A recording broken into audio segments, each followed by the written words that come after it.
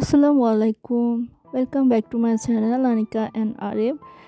স্বৈরাচারী পতনের পর দেশ যখন আমরা আবার স্বাধীন করি, এটা আমার প্রথম ব্লগ।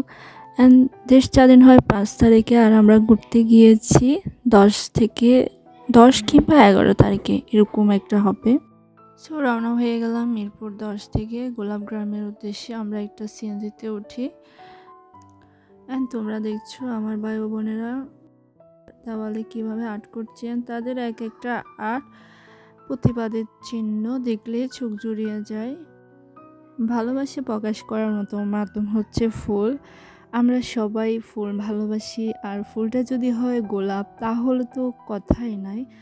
গোলাপ ফোটে শীতকালে, কিন্তু আমরা চলে গিয়েছিলাম আগস্ট মাসে। এই মাসে খুব একটা ফুল ফোটে নাই। যাই হোক, আমরা অনেক এনজয় করেছি, ছবি টবি তুললাম।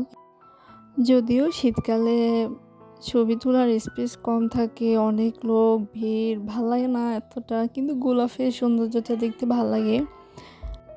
আমি মনে করি শীতকালে আগে গেলে ফুলের দামও একটু কম পড়ে। গোলাপ বাগানে গিয়েছি, গোলাপ কিনবো না তা কখনো হয়? দোকানে এমনিতে অনেকগুলা গোলাপ ছিল, কিন্তু আমি বলেছি আমাকে গাছ থেকে একদম তুলে দিতে হবে।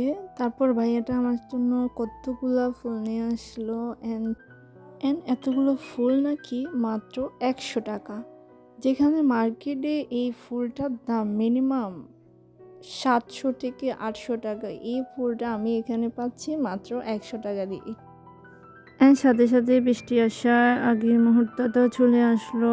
এত সুন্দর লাগছিল সব মিলে। আমি কিছু রিলস ভিডিও বানাচ্ছিলাম এদিক দিয়ে। ওইখান থেকে আসার সময় আমরা কয়েকটা গোলাপ গাছও নিয়ে আসছি। ওনারা বলছে এগুলো নাকি 20 থেকে 22 বছরের গ্যারান্টি থাকবে, তো ওই জন্য নিয়ে আসলাম। সো আজকে এতটুকুই, পরবর্তী দেখা হবে অন্য কোনো ব্লগে। যেহেতু নতুন একটা চ্যানেল খুলেছি, সবাই আমাকে সাপোর্ট করবা, আমার চ্যানেলটা সাবস্ক্রাইব করে দেবা। আল্লাহ হাফেজ।